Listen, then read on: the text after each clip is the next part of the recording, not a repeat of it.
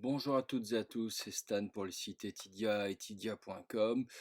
On va parler encore une fois d'une valeur de fonds de portefeuille pour votre PEA ou un compte titre français dans une perspective plutôt long terme. Total, un grand classique qui distribue bien du dividende. Le dividende, c'est pas mon propos spécifique ici puisqu'on est plutôt sur de l'analyse graphique. Mais c'est un très bon complément, l'un et l'autre se complètent de façon magnifique.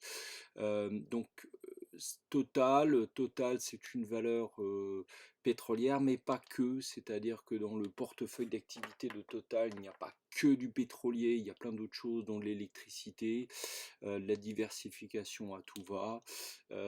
C'est une valeur au sens value, hein, du terme. Donc, qu'est-ce qui s'est passé? Donc, on va se remettre sur du long terme.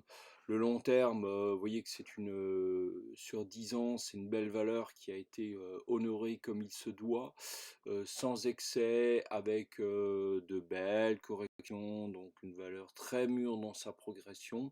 Et donc là, il y a eu ce que nous connaissons, c'est-à-dire cette forte chute, qui avait commencé d'ailleurs début janvier, mais la vraie chute, hein, on peut vraiment la mettre ici, où le pétrole, hein, le Brent et le baril léger américain ont fait littéralement dévisser la valeur. Donc, un excès, ce qui est rare quand même sur cette valeur, nous sommes tombés à 20 et nous sommes déjà remontés, à 33 en l'espace de 2 mois. Donc vous voyez quand même que il est clair que la valeur est recherchée quand même. Donc un excès par rapport à un autre excès, des fois tout simplement, c'est des gérants de portefeuille qui en masse ont besoin de liquidité parce que X raison, eh bien ils vendent même les bijoux parce que quand c'est la crise et que c'est la panique, eh ben voilà ce qui se passe.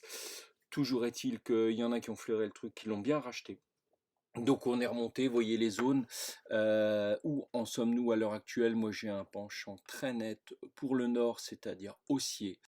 Même si, bien sûr, la situation pétrolière est inquiétante, etc. Moi, je pense qu'il va y avoir des solutions qui vont se mettre en place, mais graphiquement, nous sommes dans une zone qui va peut-être faire un range d'ailleurs, hein, pas mal le range, hein, très très large, de 29 à 38. Hein. Et là, on en est où? Il y a des baisses, c'est-à-dire ça fait pas des zigzags parfaits comme on l'a vu par exemple sur Renault tout à l'heure. Mais moi je pense qu'ici acheter, alors pour du court terme, vous allez ici 37-38, et puis vous voyez ici ça rigole, ça continue, ou alors ça rigole pas, on rebaisse, vous revendez, vous reshortez, vous rachetez, c'est à vous de voir comment vous voulez gérer votre position, mais moi je pense qu'ici en 4 heures, on peut même le mettre en 1 heure, il y a un appétit haussier ici, parce que vous voyez ici ces plus bas là sont quand même plus hauts et on maintient des choses. Donc c'est peut-être un peu plate, hein, à regarder tous les jours et toutes les heures, mais très clairement, je pense qu'on va rediscuter de l'affaire ici. Hein.